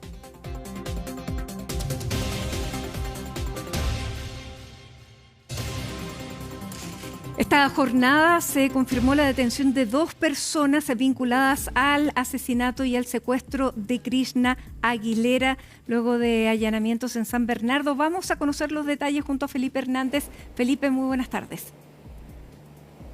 ¿Cómo estás, Mati? Muy buenas tardes. Claro, porque estos allanamientos que se realizaron durante esta semana, en los últimos días, se desarrollaron principalmente en el sector donde este sujeto, hablamos de Juan Beltrán, y su organización delictual dedicada al mundo del narcotráfico, tenía sus correspondientes búnker donde expendía o vendía esta droga. Bueno, y es en estos lugares donde se habría generado este conocimiento por parte de Juan Beltrán y Krishna Aguilera.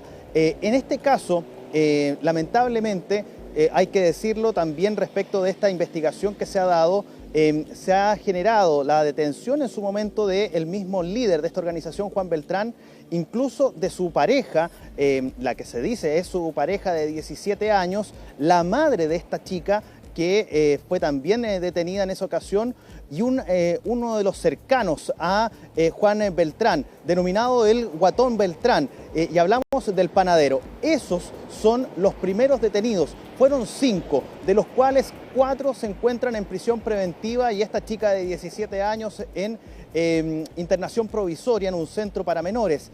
Lo cierto es que durante las últimas horas, en estos operativos que se desarrollaron en el sector de las calles Los Pirineos, Volcán Maipo, entre otras, ahí en la comuna de San Bernardo, se detuvo a Luis Armando Inostroza, de 44 años, apodado o conocido en esta organización como el Crosti.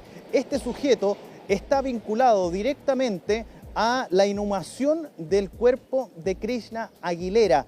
Y por esa razón es que se le buscaba a este sujeto como parte de esta organización y de la planificación y como lo hemos señalado, el desenlace del crimen en contra de esta chica de tan solo 19 años ocurrido los últimos días del mes de octubre. Es importante su detención porque, claro, al menos lo que se ha señalado dentro de estas labores investigativas es que ya se ha podido determinar, por ejemplo, quiénes han estado detrás de la creación, de la elaboración del plan para dar muerte a Krishna Aguilera y también a todo el proceso que terminó con el crimen de esta chica de 19 años, como les señalaba, en el mes de octubre.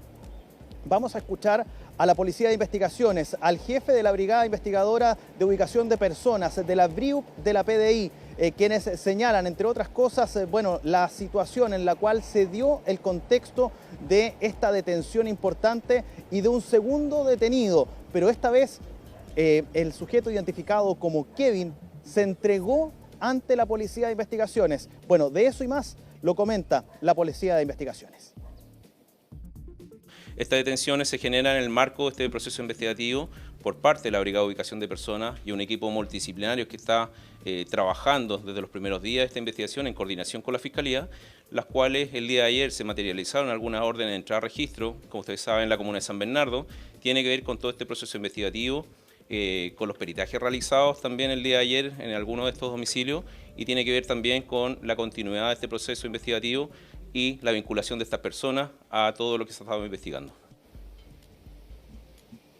Ahí está entonces las palabras desde la Policía de Investigaciones. Ahora bien, yo les había dejado adelantado la situación de este sujeto conocido como o identificado como Kevin, y él ya había, según lo que ha señalado su abogada, representante de este sujeto, él ya había declarado en 2 ocasiones en el marco de esta investigación. Bueno, se emitió una orden de detención en contra de Kevin, y es así como este sujeto se presenta ante la PDI y es ahí donde se le detiene. Por eso mismo es que se habla de 2 sujetos que estarían entonces bajo las manos de la Policía de Investigaciones y de la Fiscalía Metropolitana Occidente, quien lleva esta investigación. Y por esa razón es que es tan clave la situación en este caso de Kevin. Ya sabemos lo que pasó con Luis Armando Inostroza, de 44 años, denominado el Crosti, que a él se le vincula directamente con la inhumación, con el delito de inhumación ilegal del cuerpo de Krishna Aguilera. Pero por otro lado, según lo que dice su abogada defensora, en el caso de Kevin, él dice no haber participado en nada con respecto al crimen. Pese a ello, se dictó una orden de detención y se le detuvo entonces tras haberse entregado a la Policía de Investigaciones durante las últimas horas. Esto fue informado también, fue conocido por el Ministerio Público y fue el fiscal jefe de la Fiscalía Metropolitana Occidente, hablamos de Marcos Pastén, quien entregó también declaraciones a propósito de este tema. Se le consultó respecto de lo que yo les mencionaba al comienzo, sobre si esta organización para ejecutar este crimen en contra de Krishna Aguilera ya estaba completamente identificada, faltan sujetos, se puede señalar quién fue el autor específico, el autor, el que ejecutó la acción de quitarle la vida a Krishna Aguilera. Bueno, todo eso y más lo contesta el fiscal Marcos Pastén. Esto es una investigación que la complejidad está dada por el pacto de silencio que hay entre los imputados, ¿sí? Por lo tanto, nadie va a decir de ellos quién fue que realmente la mató. Pero, con el estándar de convicción que nosotros tenemos a esta altura del procedimiento, yo puedo decir que hay distintas participaciones en la comisión de este delito. Hay personas que participaron en la planificación, hay otros que facilitaron los medios, hay otros que ejecutaron y otros que además participaron en la inhumación ilegal. Entonces, si ustedes recuerdan, ya son 9 las personas que nosotros hemos logrado junto con la Policía de Investigaciones. Ya nosotros nos va, de alguna u otra forma, relacionando las pruebas que tenemos y las diligencias que ha desarrollado la Policía de Investigaciones, vamos dilucidando los grados de participación de cada uno de los sujetos. Todos esos antecedentes nosotros los hemos ido entregando en el tribunal y todos esos antecedentes siguen teniendo el carácter de reservado por ahora, precisamente no porque no queramos informar, sino que para asegurar el éxito de la diligencia. El punto acá, Mati, señores televidentes, es que, tal como lo decía el fiscal ahí, son 9 las personas detenidas, pero en los últimos días también se dio a conocer, en base a una denuncia, de una violenta acción en contra de Cristal. Hablamos de la hermana de Krishna Aguilera y que fue tal vez la principal cara, la cara visible de todo el proceso de búsqueda de Krishna durante el tiempo que ella estuvo desaparecida. Recordemos que a ella se le pierde el rastro y se presenta una denuncia por presunta desgracia el 4 de octubre y no es sino hasta después del día 25 de octubre donde finalmente se encuentra a Krishna Aguilera y finalmente se pone, al menos se da con ese paso en esta investigación. Bueno, en los últimos días se dio a conocer que Cristal fue agredida violentamente y esto fue dado a conocer también por el alcalde de San Bernardo, Christopher White, porque ha sido también parte de todo este proceso en cuanto al apoyo a como municipio, a la familia de Krishna y por supuesto también han prestado colaboración con la misma Cristal. Cuando se enteran de esta situación, bueno, es ahí donde finalmente se expone este caso respecto de la fuerte agresión que sufrió Cristal, la cual se recupera de buen estado, por supuesto, en un centro asistencial y posteriormente fue dada de alta y se encuentra en su domicilio. Lo cierto es que todos estos hechos se han ido produciendo en los últimos días y hasta ahora entonces son 9 los sujetos que están detenidos, cumpliendo en este caso algunos de ellos en prisión preventiva. Estos 2 últimos van a ser formalizados en los próximos días a propósito de lo que pueda realizar el Ministerio Público en torno a la situación del Crosti, como se le denomina a este sujeto de 44 años, y también de Kevin, que fueron los 2 últimos detenidos en este caso, Mati. Bien, seguimos atentos entonces a los avances de esta investigación. Muchísimas gracias, Felipe. Buenas tardes. Que estén muy bien. Chao, chao. Y les contamos a esta hora que el ex penal de Punta Peuco, reconvertido a un centro penitenciario común, recibió al primer reo condenado por un delito común luego de que se reconvirtiera este penal. La medida busca concretar el anuncio realizado por el presidente Gabriel Boric a inicios de noviembre, en el cual informó de la toma de razón de la Contraloría por la cual Punta Peuco dejaba de ser un penal exclusivo para condenados por delitos de lesa humanidad. En esa línea, el día de ayer se materializó el ingreso de un interno de 75 años condenado por el delito de violación a una menor de 14 años. Desde Gendarmería además señalaron que iban a tomar todas las precauciones para ingresar a personas que no tuvieran un alto compromiso delictual ni representaran potenciales escenarios críticos en el recinto penitenciario de Tiltil. El día de ayer se materializó el ingreso de la primera persona condenada por un delito no vinculado con graves violaciones a los derechos humanos, crímenes de lesa humanidad durante la dictadura militar, dando cuenta de que el establecimiento penal de Tiltil ya no es un establecimiento especial como lo era hasta el 4 de noviembre de este año, cuando efectivamente ya se publicó en el Diario Oficial la modificación al decreto. Se trata de una persona condenada por violación a menor de 14 años, pena única, bajo compromiso delictual, muy buena conducta, no tiene problemas de mal comportamiento y con un bajo saldo de condena al año 2027. Considerando las características materiales del recinto, la tecnología de que dispone, el rango etario de la mayor parte de sus internos, vamos a ser muy cuidadosos en que las características de las personas que allí sean ubicadas no representen un alto potencial de eventos críticos violentos y por consiguiente se descarta la existencia de internos de alto compromiso delictual. Y seguimos revisando lo que ha ocurrido en la audiencia de formalización en el caso de la muñeca bielorrusa, porque para mañana se espera que se resuelva finalmente esta formalización, mientras en paralelo la Corte Suprema anunció la apertura de un sumario en contra del ministro que ustedes ven en pantalla, Diego Simpertigui. Miguel Ángel Araya nos va a contar más detalles sobre la jornada de hoy de formalización y lo que se espera para las próximas horas. Hola, Miguel Ángel.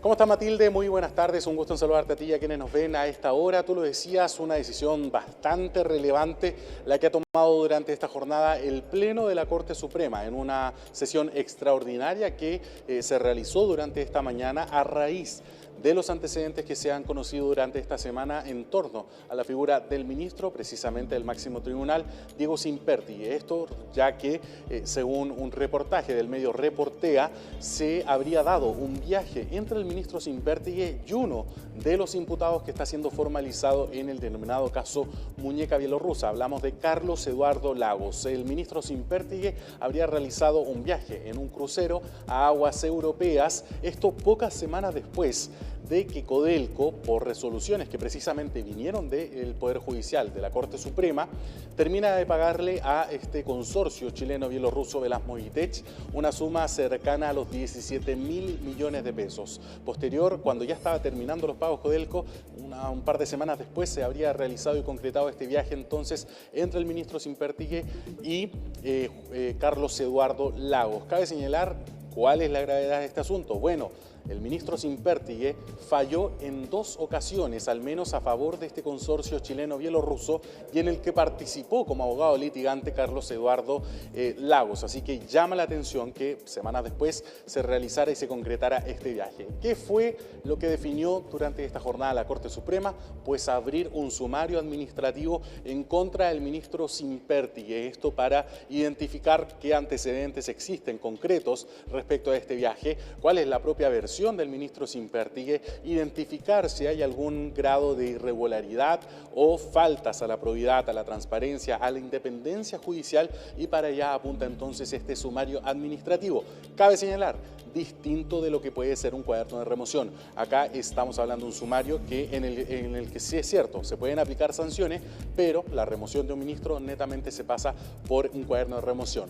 Puede ser que uno de, podríamos decir, las conclusiones luego de este sumario, que el fiscal judicial diga, acá es necesario abrir un cuaderno de remoción, es cierto, puede pasar eso, pero de momento eso habrá que verlo con el transcurso y el paso del tiempo. Respecto de la situación del ministro don Diego Simpértigue, el Pleno, estimando necesario la revisión de estos antecedentes y obtener mayor claridad respecto de los mismos, dispuso la instrucción de un sumario administrativo que va a estar a cargo del fiscal judicial de la Corte Suprema.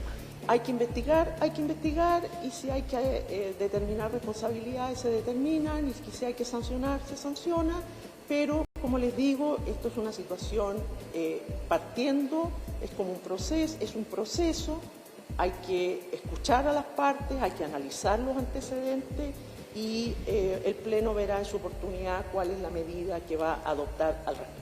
Bueno, una decisión, como lo decíamos, bastante relevante, que tiene impactos y que tiene también reacciones en el mundo político, porque fue el ministro de Justicia, Jaime Gajardo, quien abordó esta situación sobre este nuevo sumario administrativo que se abre dentro del Poder Judicial, en particular en la Corte Suprema, y cómo esto está afectando a la opinión de la ciudadanía, la opinión de la población respecto a cómo están funcionando los poderes del Estado. Así que, bueno, lo que dijo el ministro Jaime Gajardo, que es una decisión netamente de la Corte Suprema, que se debe avanzar en son de la transparencia y que por lo tanto valoraba esta decisión que han tomado a raíz de los antecedentes que se han conocido en torno del ministro Simpértigue. Pasemos a escuchar las declaraciones del ministro de Justicia, Jaime Gajardo.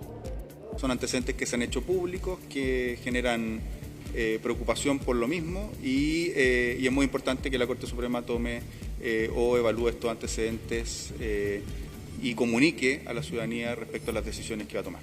Que la ciudadanía no confíe en el sistema de justicia es un problema para nuestra democracia y para nuestro Estado de Derecho. Y por lo mismo nosotros hemos tratado de fortalecer la confianza en el sistema de justicia, entre otras cosas presentando un proyecto que modifica el sistema de nombramiento de jueces y juezas, fortaleciendo las facultades disciplinarias al interior del Poder Judicial y además también separando las funciones de administración de los recursos de el Poder Judicial de la Corte Suprema. La Corte tendrá que, en el marco de sus atribuciones, nosotros somos muy diferentes con las atribuciones que tiene la Corte Suprema, tomar las medidas que corresponda en razón de la gravedad de los casos que se han denunciado. Bueno, eso en torno a la situación que está atravesando el ministro de la Corte Suprema, Diego Simpértigue. En paralelo, esta jornada también se avanzó en una sexta jornada de formalización del denominado caso Muñeca Bielorrusa. Queda esperar al día de mañana, a las 9 de la mañana ya tendríamos y podríamos empezar a escuchar la resolución. Probablemente, considerando la cantidad de jornadas que se han realizado, será una resolución bastante extensa. Cerca de 1 hora, 2 horas podría incluso llegar a demorarse porque la jueza finalmente tiene que hacerse cargo de cada uno de los antecedentes. La magistrada no es que tenga acceso a la carpeta investigativa, ella netamente está informada de lo que se desarrolló durante las audiencias, de los alegatos de los abogados, del Ministerio Público, las pruebas que fueron presentando cada uno de ellos y en base a eso, a la discusión que se generó ahí en el tribunal, deberá definir el día de mañana si hay o no prisión preventiva para Mario Vargas, Carlos Eduardo Lagos y también Gonzalo Migueles, pareja de la removida ministra Ángela Vivanco. Matilde. Bien, muchísimas gracias Miguel Ángel Araya, entonces con todos los detalles de esta larga audiencia de formalización que se resuelve el día de mañana.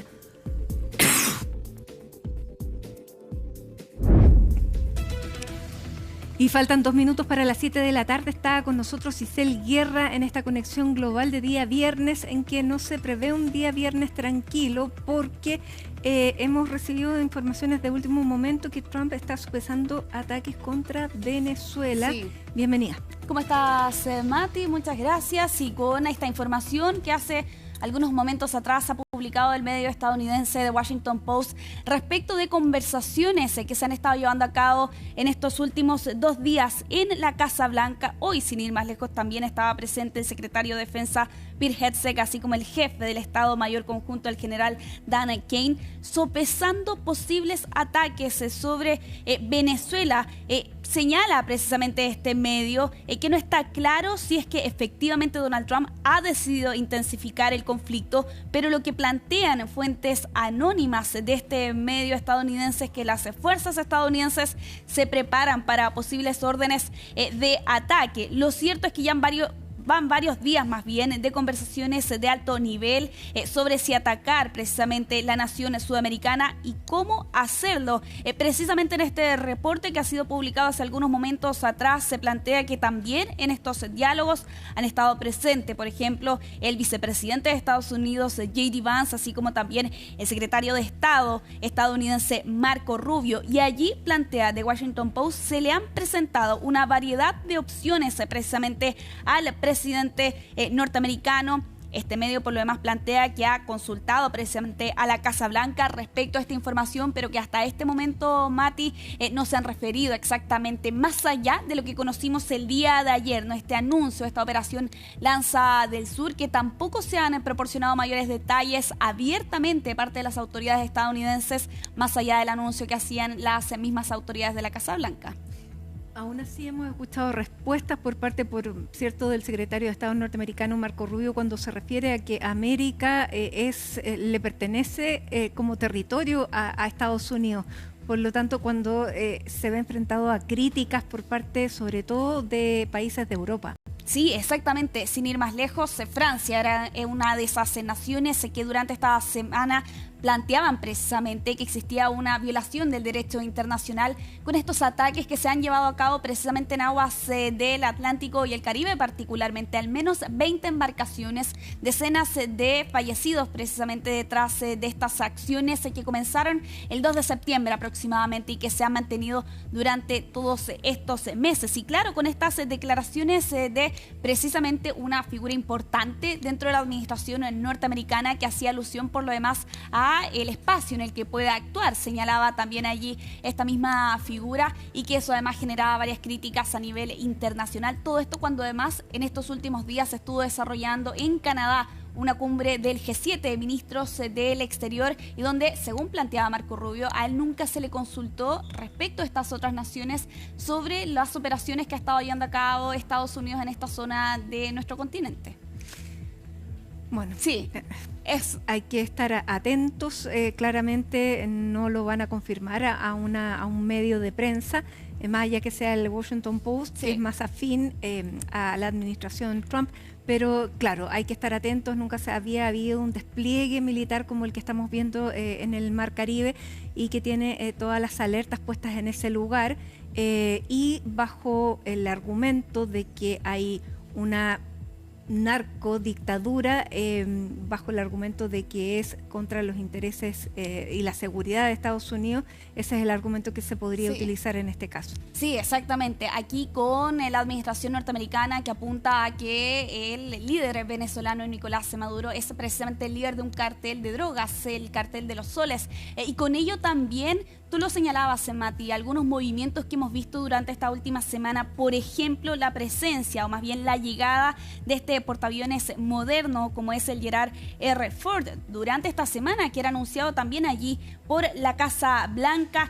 Lo cierto es que este tipo de informaciones que llegan precisamente desde Estados Unidos se elevan aún más tensiones de lo que hemos visto en estas últimas semanas y claro, con la gran duda si es que efectivamente Trump podría cumplir precisamente una amenaza amenaza que lanzaba hace ya varias semanas atrás, donde planteaba la posibilidad de lanzar ataques contra territorio venezolano y ya no solo contra lo que hemos visto en estas semanas, que son operaciones en aguas internacionales, como plantea precisamente la administración norteamericana. Vamos a quedar al pendiente sin duda de lo que está ocurriendo en Estados Unidos, particularmente con esas conversaciones que plantea The Washington Post durante esta jornada entre el presidente de Estados Unidos, así como también otras figuras de alto nivel al interior de la administración estadounidense. Pero nos vamos a quedar precisamente en este país con declaraciones que ha entregado durante esta jornada también el presidente de Estados Unidos, Donald Trump, pero con el escándalo y el caso de Jeffrey Epstein, y que ha reflotado, Mati, esta semana a raíz de que los demócratas publicaban varios documentos relacionados precisamente con este caso, y entre ellos algunos correos electrónicos donde se apuntaba y se mencionaba directamente la figura de Donald Trump. El día de ayer, por lo demás, también conocimos correos que estaban vinculados a Andrés, ¿no? Y en este caso, con esta información que se ha dado a conocer durante esta tarde de Trump, que ha apuntado contra el expresidente Bill Clinton, donde le ha pedido precisamente a la fiscal general Pam Bondi que investigue los vínculos de muchas personas de alto perfil, entre ellas la del expresidente, pero ojo, también algunas instituciones como JP Morgan y Chase. Y según el anuncio que hacía Trump en su red social Truth Social, allí lanzaba críticas a los demócratas, apuntaban a que, y cito textualmente, estaban utilizando el engaño de Epstein que involucra a demócratas, no a republicanos, decía Trump precisamente en esta publicación, para intentar desviar la atención de su desastroso cierre del gobierno y de todos sus demás fracasos. Y ahí planteaba Trump que supuestamente Epstein era demócrata y que él es problema de los demócratas, no de los republicanos, en una especie, ¿no?, de intentar distanciarse precisamente de estos correos electrónicos que se conocían durante esta semana, donde se menciona a Trump y donde en uno de esos correos precisamente se hace alusión a que Trump sabía respecto de la presencia de estas mujeres detrás de este incluso habría caso. estado con la autora del libro que termina suicidándose. Exactamente. Lo que sería muy grave, y muchos interpretan esto mismo que está ocurriendo en el Caribe como un distractor de un caso que lo complica mucho. Sí, exactamente. Y de hecho, sin ir más lejos, lo vimos hace algunos meses atrás, ¿no? Como la presión crecía y crecía para que la Casa Blanca publicara, ¿no?, documentos relacionados con este caso, con figuras precisamente de la administración norteamericana que en ese momento señalaban, por ejemplo, que Epstein efectivamente se había suicidado en 2019, dejando atrás las teorías que hay detrás de su muerte, y con ello también señalando que no se iban a publicar precisamente documentos detrás de este caso. Bueno, aquí el Departamento de Justicia ha respondido ya finalmente durante esta tarde y ha anunciado que efectivamente abren una investigación de presuntos vínculos, y ya hay un fiscal que ha sido nombrado y que va a estar a cargo, Jay Clayton, según ha informado Pam Bondi durante esta tarde, la fiscal general. Ojo también con el momento en el que se hace este anuncio, ¿no? No solo con lo que ha estado ocurriendo estas últimas semanas con las tensiones entre Estados Unidos y Venezuela. La próxima semana en la Cámara de Representantes, sin ir más lejos, se va a votar sobre si es que el Departamento de Justicia debe publicar todos los archivos relacionados. ¿Y qué ocurrió? ¿Qué cambió para que finalmente se adoptara esta decisión de votar precisamente esta posibilidad? Bueno, durante esta semana consiguieron las 218 firmas requeridas para hacer esta solicitud, y con ello sin duda los demócratas impulsan esta iniciativa que deberíamos ver se va a desarrollar ya en los próximos días y que podría cambiar o no, de todas formas, lo que hemos conocido en estos últimos meses y años respecto a este caso. Y tiene incluso 4 votos republicanos. Exactamente, y tienen votos republicanos, que no es menor, por cierto, porque en su momento también existían presiones dentro del partido respecto de este caso, que sin duda ha sido uno de los principales escándalos que ha tenido que enfrentar la administración norteamericana en este segundo mandato del presidente estadounidense. Vamos a cambiar de tema aquí en Conexión Global. Nos vamos hasta Estocolmo con este atropello masivo que se reportaba en horas de esta tarde en el centro de esta ciudad y con varias víctimas fatales, según lo han reconocido las propias autoridades de Suecia, ¿no? A raíz de un atropello protagonizado por un bus que se estrelló contra un paradero a eso de las 3 de la tarde con 20 minutos hora local. Las circunstancias no están claras. De hecho, no está claro si había pasajeros a bordo al interior de este vehículo. Aparentemente no estaba en servicio, pero independiente de eso, ¿no? Lo que hemos conocido de todas formas sigue siendo una tragedia, ¿no?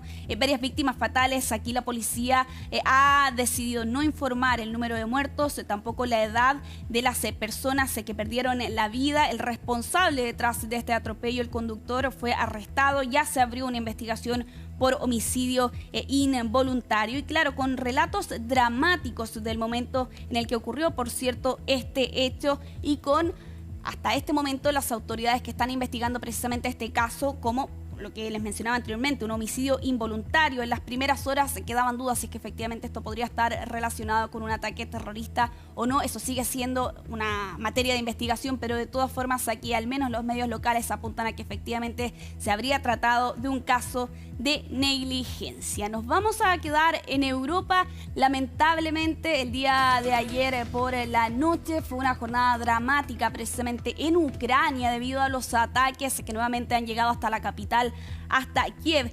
Cientos de drones contra departamentos, particularmente en el este de Kiev, que dejaban hasta este momento 6 personas fallecidas en esta ola de ataques contra la capital. Se habla de 430 drones y 18 misiles lanzados por Rusia. Ojo también, porque Ucrania respondía ante estas acciones y particularmente atacando una infraestructura petrolera rusa, particularmente en la costa del Mar Negro. Allí con una refinería, un barco y también un bloque de departamentos que fueron alcanzados por ataques ucranianos. Sin ir más lejos, en esta zona se declaró estado de emergencia, se suspendieron las exportaciones de petróleo ante este ataque ucraniano con misiles crucero de largo alcance. Lo cierto, Mati, también es que estos ataques ocurren, por un lado, cuando se acerca el invierno, precisamente en esta zona del planeta, con cortes de luz de hasta 11, 14 horas al día, con la imposibilidad que tienen precisamente los habitantes de Ucrania de poder calefaccionar sus hogares, efectivamente, si es que no hay servicio eléctrico, pero también con un escándalo que se destapaba durante esta semana de supuestos sobornos de contratistas. Se tratarían de desvíos por 100 millones de dólares que incluso hacía que 2 ministros renunciaran durante esta semana a pedido de Zelensky. Lo cierto es que es un flanco que se abre, por cierto, allí para el presidente ucraniano en medio de este conflicto. Nos mantenemos en el viejo continente, aquí en Conexión Global. Nos vamos hasta París con el accionar de la policía que llevaba a cabo durante esta jornada al abatir a un hombre que había amenazado con cuchillo en una estación en Montparnasse, allí en París. Y este hombre que se mostró amenazante, armado con un cuchillo, que se autoinfligió heridas y que aquí, según ha podido conocer los medios locales, la policía le disparó al menos en una oportunidad. Respecto de las motivaciones, no hay mayores antecedentes, pero sí lo que plantean los medios locales es que aparentemente este sujeto habría amenazado a su esposa e hijos. Luego toma un tren y es allí cuando la policía lo estaba esperando en esta estación. Amenaza precisamente con esta arma blanca y es allí cuando este sujeto es abatido. Él tenía antecedentes de violencia doméstica, según ha podido conocer los medios locales. Y claro, aquí con una investigación que se abre, aunque también reconocen aquí los medios locales, no está a cargo la Fiscalía Antiterrorista detrás de este caso. Vamos a cambiar de tema, vamos a continuar en nuestra región, pero con una decisión que ha dado a conocer la justicia británica durante este día viernes de declarar responsable a la minera BHP de una tragedia que ocurrió en Brasil hace 10 años atrás, la ruptura de una represa en Mariana, donde murieron casi 20 personas, pero que además arrasó prácticamente con localidades enteras, producto precisamente de la ruptura y el colapso de esta represa. Durante esta jornada, el Tribunal de Londres daba a conocer esta decisión de que precisamente BHP es culpable de esta catástrofe debido a que el riesgo de ruptura era previsible, ya que existían signos evidentes de filtraciones y que además estas podían haber sido subsanadas, pero ojo, que se estableció la responsabilidad más no las indemnizaciones. Hay que tener en cuenta que ya se había llegado a un acuerdo con Brasil precisamente en octubre del año pasado y con BHP, que ha informado que 240.000 personas ya han sido resarcidas en estos últimos años y que por tanto consideran que el tamaño de las indemnizaciones debería reducirse considerablemente. El día de ayer esta imagen daba la vuelta al mundo precisamente y allí estaba involucrada por lo demás la actriz y cantante Ariana Grande con este hombre que precisamente se abalanzó contra la estrella estadounidense en medio del estreno de la película Wicked for Good en Singapur y con la intervención, por cierto, de una de las actrices de reparto, de Cynthia Erivo, y claro, con finalmente la decisión que ha dado a conocer durante esta jornada el tribunal de este país, que ha decidido acusar precisamente a este joven de 26 años de alteración de orden público. Aparentemente, señalan aquí los medios de Singapur, este sujeto que ha sido identificado como Johnson Wen se va a declarar culpable y eso podría significar que este hombre podría ser multado con hasta $1.500 por este hecho que ocurría en la jornada anterior en medio del estreno de esta película allá en Asia y que generaba por lo demás diversas reacciones y también condenas al lento actuar de los equipos de seguridad que estaban protegiendo por lo demás allí a los actores de esta película. Ojo también con este sujeto, Johnson Wen, que es conocido por interrumpir en escenarios. Ocurrió hace algunos años atrás con la cantante Katy Perry, también con el artista The Weeknd, con un hecho similar, aunque claro, también allí el evidente temor de la actriz y cantante Ariana Grande que estamos viendo en imágenes y que generaba varias reacciones por lo demás en las horas siguientes. Ya para ir cerrando Conexión Global, lo vamos a hacer con el cumpleaños del rey Carlos III, 77 años que ha celebrado durante toda esta jornada partiendo con estos cañonazos, como es tradición en Londres. La tropa de artillería del rey a mediodía lanzaba estos 41 cañonazos en Green Park y con otros eventos que también ha tenido durante esta jornada, como una recepción en el castillo de Sifata, en el sur de Gales, con una torta con forma de castillo incluso. Este castillo tiene 200 años de antigüedad, también allí saludando a quienes esperaban a el rey Carlos III, que por lo demás, Mati, ha tenido semanas bastante ajetreadas. Sin ir más lejos, hace 2 semanas atrás retiraba, ¿no?, los títulos a su hermano, ¿no?, Andrés, que ya no es el príncipe Andrés, ahora es Andrés Mountbatten Windsor. Y claro, con la visita de Trump hace algunos meses atrás, con la reunión con el Papa León XIV allí en el Vaticano. Y claro, con estos ya más de 3 años que lleva en el trono, con la promesa de modernizar precisamente la corona británica. Bueno, así está festejando por lo demás su cumpleaños el monarca británico. Bien, ahí está entonces un año difícil para el monarca. Sí. Problemas de salud, etcétera. Sí. Bien, muchísimas gracias, Giselle. Seguimos pendientes de lo que esté ocurriendo ahí en el Mar Caribe. Les vamos actualizando a través de todas nuestras plataformas y nos vamos a una pausa a esta hora de la tarde con esta imagen de Viña del Mar con cielos cubiertos, 15 grados en la temperatura en la región de Valparaíso. Ya regresamos.